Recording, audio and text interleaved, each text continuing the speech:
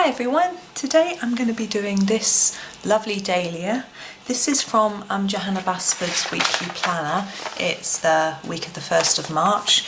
I've coloured in the word March in some jolly green just for fun, but we're going to be doing this side. Now there are a lot of dahlias on this page, but we're just going to do this one to start with, or else it's going to be too much. And I've picked 3 Polychromos pencils to use. They're quite small, but I'm sure I'll manage. The first one is 225 dark red. Then I've picked a slightly darker shade, which is madder, and then a lighter shade, sorry, and then gone even lighter with the the rose carmine, I think it is. So hang on, I'm just checking. 127 pink carmine, sorry, pink carmine. So we're doing those 3 colours, and I'm going to start with the darkest, which is how I like to shade. I know some people prefer to start with the lighter colour. I prefer to start with the dark. So I'm going to look at the picture and think about where it's going to be dark, and I'm thinking there might be a little bit of dark just in the very centre here, and then I'm going to look at the edges of each of these leaves, so wherever they're touching another leaf petal, sorry, I'm going to put a little bit of this colour. Now it's just a little dab really at the minute. With Polychromos I find it's better to build up the layers, and I also find it better to just do a little bit to start with and see how it's all working out. I might find it isn't dark enough, I want to go in with a darker colour. I might think it's too dark, and by just doing a little bit to start with and sort of experimenting just a bit, then you've got the flexibility of being able to add in more colour. Now on these petals, Johanna's drawn some lines, but I'm not going to use the colour over that as if it was darker. I think it will be a bit darker than this bit, because that would catch the light, and so each end would be slightly darker than this centre, but I'm not going to do it in my very darkest colour. I'm going to use the next colour along. So I'm doing all this area where I think it will be shadowed. Now I might find that I feel that it needs even more of a darker colour later. I'm also thinking about here where these turn over, there'll be some shadow under those as well. But I'm actually going to leave that at the moment. I sometimes find that that looks better dealt with later. If you put too much there, it can look a little bit over the top, I always feel. It's obviously a very personal thing, but I'm just going all around, as you can see, popping in a little dash of this colour, dark red. I picked this particular, there's 2 dark reds in the Polychromos, and the other one to me looks slightly blood red, sort of a more orangey tone, and because I was going to go for more pinky colours, I thought this one would work better with that. But if you're not sure, have a little experiment either in the back of the book, or because there are test pages in this book, there is, and on most of Johanna's newer books there are test pages, or on a scrap of paper, and just see if it works. To be honest, I'm quite lazy. I don't usually bother. I just go ahead and colour and see what happens, which is why I tend to be a little bit cautious to start with, because I haven't tried it out first. I just want to get on with it. I don't think it's really laziness. I'm putting myself down a bit there. I'm just desperate to get on and colour, and I want to get it in the book. I don't want it on a little scrap of paper. It's the same as people who do swatching. So when they get a new set of pencils, they get a little chart, and they put a little sample of each one to see how they're going to look, and they get all excited doing that, and that's fantastic if that's what you like to do. I like to see them actually in use, colouring something in, you know. But I'm the sort of personality where, look how I've gone out the line, hang on, Tombow mono eraser. I'm just going to rub that out a bit because I'm going to want that to be lighter. There we go. I'm the type of person who's always in a rush to finish things. So I want to get on with my book. I want to finish my book. You know, I finished all of Johanna's books, and obviously not this planner. I haven't got all the calendars and things like that, but I mean all her actual sort of original main books. I've completed them all, and I've done a second copy of Secret Garden. I'm working through a second copy of Enchanted Forest, things like that. It's just my mindset is you've got to finish. And so I can't leave a picture without finishing it. I'm actually getting a little bit better at this. I know some people who find it really hard to finish things won't see this as a flaw, but it can be really difficult if you're doing a picture that isn't working for you. I can't not finish it, so I end up spoiling it sometimes, rushing it and trying to get it finished. But making these videos, just trying to work out that's leaf or petal, it's leaf, means that I have to have 2 books on the go at once, at least. So I'm doing some videos in the, I'm going to move on to Madder now and just extend the areas, you'll see what I mean. So I'm working in the Miniature Enchanted Forest, doing some videos with that, and I'm working in this book, and I'm working in Enchanted Forest as well. So I've got 3 books on the go. Now, having lots of books, I've also got 2 Magical Jungles on the go.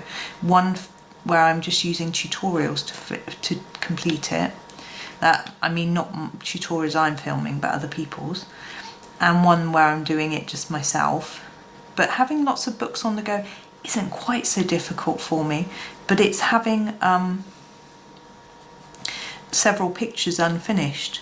So with this one, for example, I won't finish this whole thing in a video, but I might want to go after and do I happen to have finished a picture this morning, so I've got nothing else on the go apart from this, but I'll need to finish this to pop it up onto Instagram for you, and I might not want to do that. I might want to go and do something from Enchanted Forest. So I'll have 2 unfinished pictures. I've also got a book now in my bedroom. I've got Miniature Secret Garden, so I'm working on that. Because it's so small, I feel like I can't do like brilliant artwork in it because it's so tiny. So I have it by the bed when I'm tired, and I just do little bits and bobs, and it doesn't always stay in the lines, not that I do anyway. And it's often a big block of colour rather than any shading because I'm tired. And it's just a little fun one to do. So I did all the ones that I really liked and I wanted to film. And so now it's just my little sort of upstairs book, I suppose. So I hope you can see what I'm doing. So I'm putting more colour towards the centre and less towards this centre of the flower, not the centre of the petal, and bringing less colour towards the centre of the petal. Once I've done this, I'm going to work on, I think I've done that one, the tips of the petals as well, because what I've decided I want to do is put a little bit of colour at the tip as well, and have a lighter colour in the middle. You'll see what I mean as we get through. But I rather like doing a flower like this, and you're just sort of going round and round and round. I find it really therapeutic. It's great fun. It takes a while, especially with the polys, because we'll have to probably do quite a few layers. I know some people do 12 layers of polys on each picture, which is a lot. I'm not sure whether this little book could take that many layers. It depends on the thickness of your paper. I haven't tried on this one, remembering it's just a thinner paper than Johanna's regular books. I think we've gone all the way around, so now we're doing this one. So you see we're slightly overlapping what's there. I love dahlias. My aunt used to grow them in her garden, and she would pick them and put them in the house sometimes, because she could never afford to buy cut flowers, so she would grow her own. She would have half her garden was veggies and half was flowers. Although actually on the flower side she would have raspberries and black currants, or red currants, probably all. And she never grew strawberries, I don't think. There's a blackberry bush at the end of the garden. There was a plum tree and an apple tree overhanging the garden. There was, she used to grow root veggies as well. I remember digging up things, not sure what. I was quite young. And there's a photo of me as a toddler in her garden, absolutely covered in mud, where she brought a bucket outside to refill the watering can. I'm now going to do the tips. Just a little bit.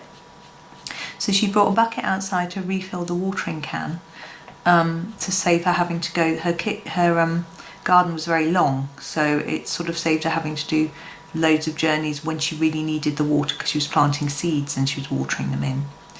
And so me and my sister, we're twins, so we were playing, decided that it would be really good fun to put soil into the bucket of water. So we were putting it in with a great splash, and I've got a photo of me absolutely filthy, covered in mud, having a whale of a time, of course, and that's great fun. I don't really remember the day at all. I just remember that I've seen the photo, I remember being told about it. And then my mum bathed me at her sister's house and had a change of clothes ready, because there were plans to do gardening. And there's a photo of me after, wearing a dress with my hair in a bow, looking all nice and neat and tidy after having been scrubbed up after getting absolutely filthy. But we had some fun times at that house. A long time ago. But it certainly didn't make me enjoy gardening much. I've got the tiniest garden, and it's a mess, I have to say. And this time of year it's hard to keep your garden looking nice, but I just haven't got any inclination to go out there and do much. Even though I can see it from here, I'm avoiding looking out of the window because I need to look at my page, but I know that it's a disgrace. So now we're going to grab the pink Carmine, and I've got to decide what I'm doing with this centre bit, and I think I'm going to go over the top of what's there and then take it darker here and lighten it towards the middle, like that. So I've got a slightly dark bit there and then less here. That's my plan.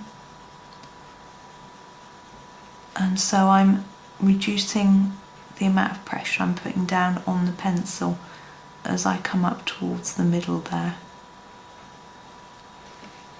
There we go. And same here, so that the middle is light. I don't want white paper. You could leave white paper if you want it to really look shiny, but I'm going to try and cover some pink over all of it. You see, I'm going over the pencil that's there in areas where I think it needs a little bit extra, because obviously it's not very even.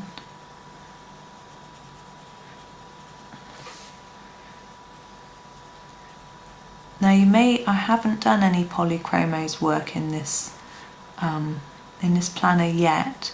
I decided to do it for this particular picture just because I felt it needed a nice intense colour, which I find the Ergosoft don't give me. I haven't done, going back to Madder for a minute to do these tips because I haven't done them, like that one, you probably noticed. Anyway, I wanted a more intense colour for this flowery page, so I decided Polychromos would be good. Also, I know people like Polychromos, so I thought I would treat those people who like them to a Polychromos video.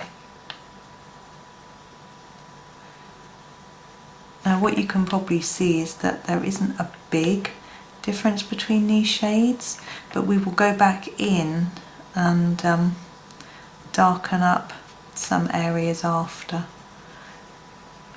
Now the bits up that are turned over, I find I've decided lately that what I like to do with them is just use the lightest shade quite gently, so it looks like they're really reflecting the light.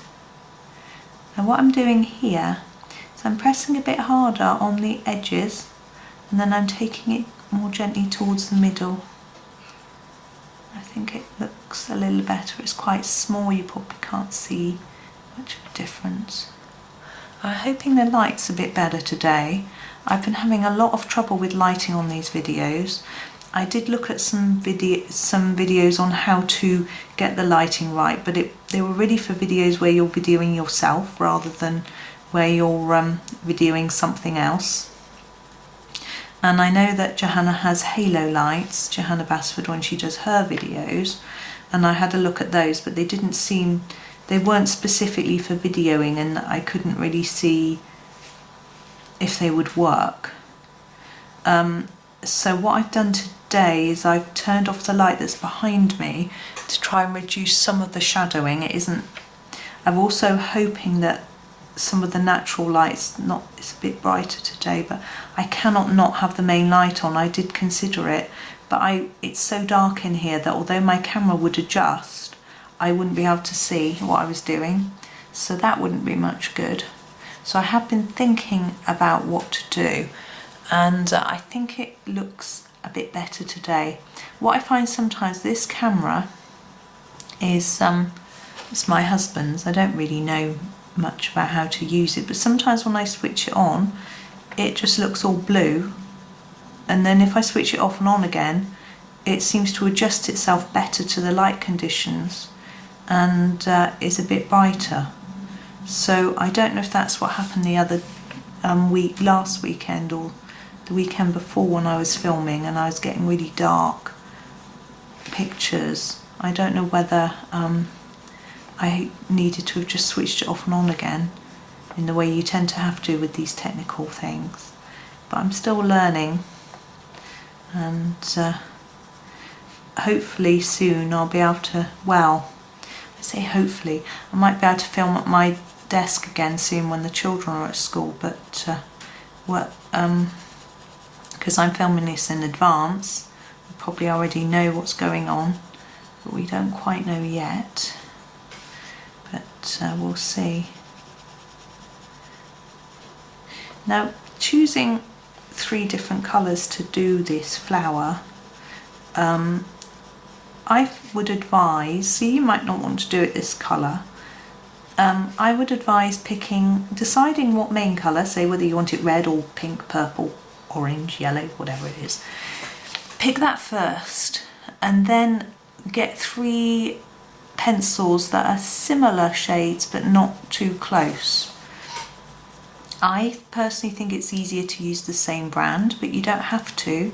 I do use brands together in the same pictures and in the same blends quite successfully. Particularly Prismacolors I find sometimes work well as a finishing sort of coat is the word I want to use, to blend everything together at the very end, and they can work quite well. I haven't got very many of those. And then sometimes I might use the Staedtler Ergosoft if I need to get a little tiny detail in there, something like that. I don't worry about using one brand per picture really. I do when I'm filming, because I think it's just a bit easier for you if I put this is a Polychromos picture and you haven't got Polychromos, you can ignore it, or Ergosoft or whatever it might be, so you can pick. And it's also, I think, fair for anyone who's searching on YouTube for a video for a particular pencil type. Right, I'm just going to finish this off. Ooh, I have to put a bit of madder on the tip of that one. Now I think at the moment the difference in the petal is quite subtle, but I'm going to grab my what was it called, dark red again, and start trying to pick out some highlights, lowlights, I don't know, so that we can start to see what's going on. So really emphasising these darker areas, but trying to blend them up into the rest. I don't want just a dark line. I think it looks better if it's blended up. It depends quite what effect you're trying to get.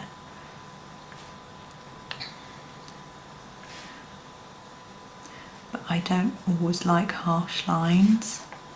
It's just a personal thing. Again, there are lots of different ways of doing it. If you're copying a picture, then you do it the way it looks in real. I find that can be quite useful. It's actually, I would really recommend it.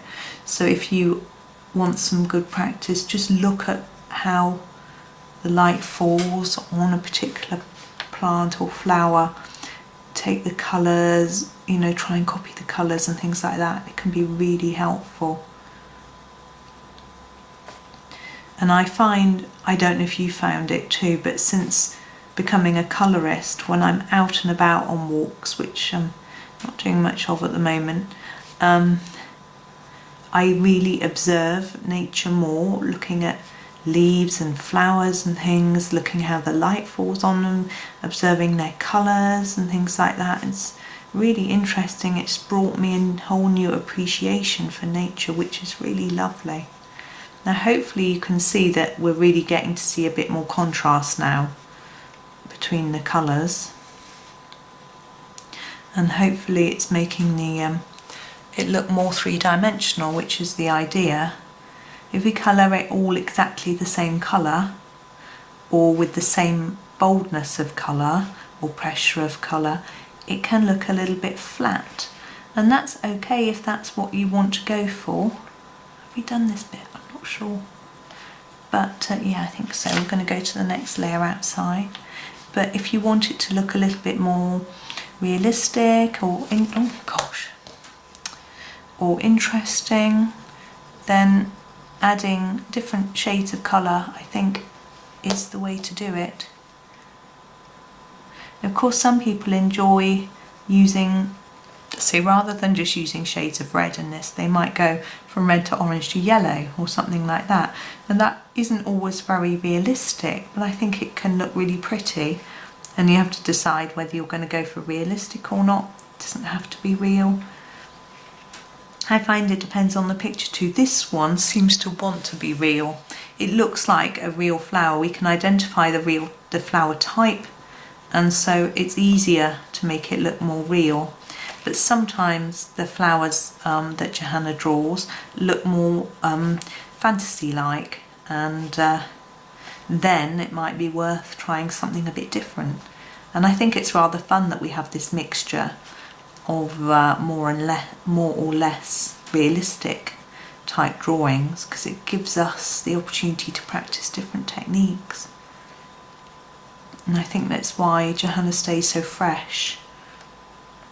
Have I done all the way around here? I've got no idea. It looks like that bit's okay. So I'm moving out to here. Now I'm pressing quite hard here, which probably isn't necessarily a wise idea, but it seems to be working at the moment. Oh, I just heard the tap dripping. The tap's dripping here in the kitchen. I keep thinking I ought to call a plumber, and then I don't. I'm just going to sharpen this. I'm using this Staedtler Noris Club sharpener. Gosh, that's a good point, isn't it? This is a new sharpener. Oops.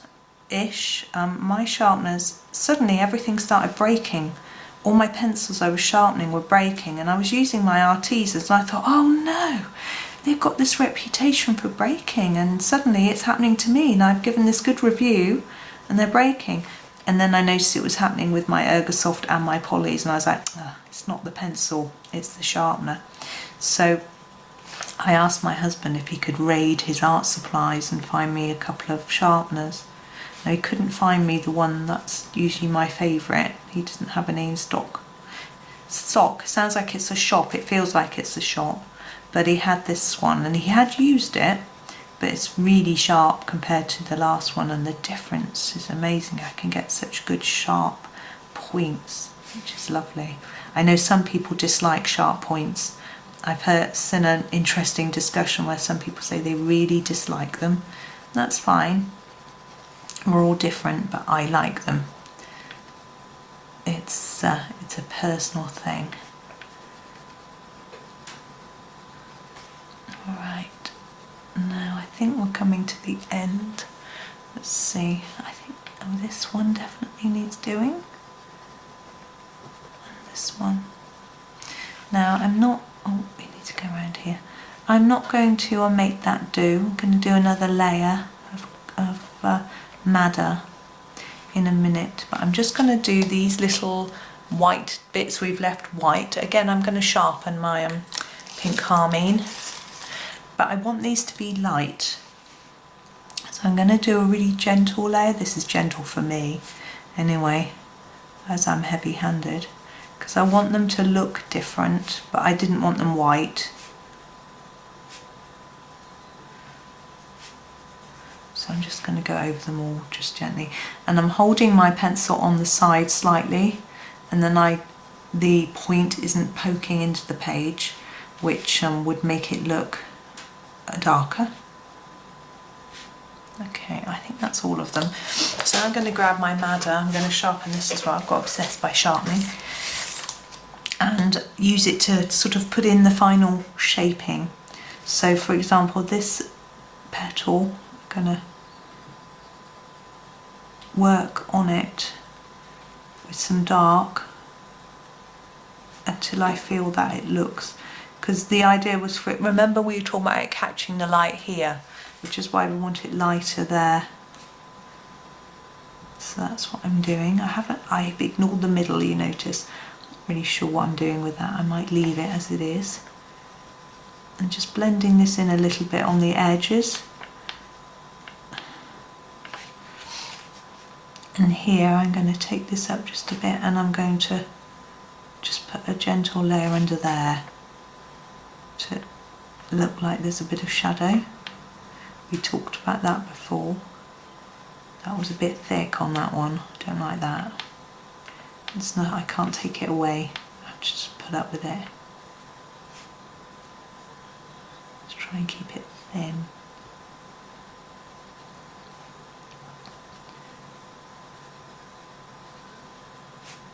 Just working around.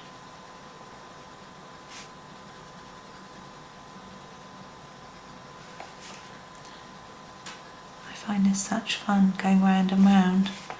I don't know why. I don't know if it's just me or if others do as well. Okay, that's that layer. Now this layer. So I'm just trying to pick up the edges and just make sure everything's sort of blended in, really. And my intention is not to do another layer of the pink carmine, but to make this the final layer. It doesn't look like it's got any pink on, but I think it has. Very light. Now what you could do is you could get a black in there and go really dark in these shadowy areas, but I'm quite happy with it looking like this. It can look really, really impressive doing that, but I'm a little bit cautious of using too much black at times because it can look dirty, and I feel a little bit wary because I did that dragon picture in Miniature Enchanted Forest a little while ago. I'm trying to think of when it would have been, in sort of mid-February, and I used black and I felt that it looked a little bit muddy, dirty, so it sort of put me off using black for a bit. I'm sure I'll go back to it. I have done pictures with a lot of black in, and but it was black and then browns and things like that, so it worked quite well. But as I say, I'm feeling a little bit cautious about too much black at the minute. Just going to shade that in a little bit. So coming to the end of this now. Now you could add lots more layers if you want to, but I'm quite happy with this many layers. I think it's achieving a three-dimensional look. And also, as I say, with this paper, I don't know how many layers. Obviously this is from Ivy and the Inky Butterfly, so if you've got the original book, you could work harder on that. It's a much nicer paper. Not that this paper isn't nice, it's just thicker, able to coat with a bit more. Like I think with some people manage to do watercolour paint in Johanna's books, and I don't think this would stand up to that. I haven't tried, but it's just a little, I think it would curl the paper. But, now the other dahlias on this page I'm going to do in exactly the same way as this, so I'm not going to do tutorials for those because I think it's self-explanatory. We've gone over this, you know, taken so long to do this one. I think it will be too much. But some of them are more tight buds than this one, and I think when you observe in nature, tighter buds tend to be a darker colour, so that might be something worth thinking about, that maybe you would do the, I don't know where we are at this lot, I'm just going to the edge, outside row. So I would be tempted to maybe do a larger area of the darker colour and less of the light sort of thing. And they're smaller as well, so there's less area to cover. So there'll be less room to do so much of the lightest colour. So that would be my advice for those. But we've got lots of other flowers on this page. I intend to do a few more. Show you how I'm going to do some of the others as well. Now, because I do a video a day, you have to wait. It'll probably be tomorrow. Oh, I can hear the post. I should go and have a look after. I'm sure it's nothing exciting. I seem to be getting bombarded with adverts for old people's homes or care homes at the moment, which is interesting. I'm 47. I don't really want to be going in a care home yet. There we go. I'm just noticing that these two petals just seem very slightly lighter than the rest. Just going to go over those. I'm looking in the camera because it gives me a different perspective, but I'm going to leave it there. So there we go. So that's that. Thank you very much for watching. Hope you enjoyed the video, and happy colouring.